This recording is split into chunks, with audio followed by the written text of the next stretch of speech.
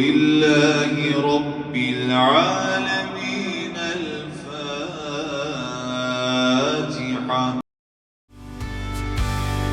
Bersama kita Tantia dapatkan sejati. GO Turki dibagi semit dengan kurma dan dibagi air percuma juga. Itu ada ocha chai, ada bagi chai ni makan ni breakfast pagi-pagi.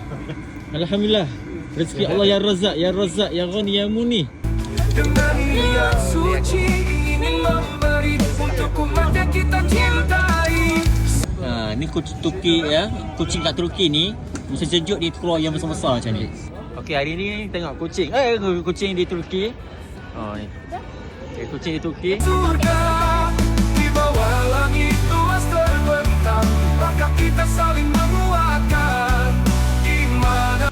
Okay, alhamdulillah kita sudah selesai ziarah Tawaf Wadak Tawaf Wadak di antara Masjid Sultan Ahmed dan belakang sana tu Masjid Hagia Sophia. Kita dah sampai dah. So sangat sejuk. Kita dah nak pulang. Ni. InsyaAllah nanti ada rezeki kita lagi. InsyaAllah. Tengok. Jalan dakwah yang suci Kepada Malaysia. Okay. Kita dah nak check out hotel. Hotel ni kami dapat dengan harga 100 lebih, RM120, tapi dia bagi 3 katil.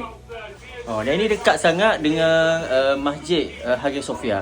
Mungkin musim sejuk dia harga turun sebab ramai pelancong luar negara tak datang. Jadi ni okey dah. Kalau musim biasa ni harga hotel ni boleh tahan lah.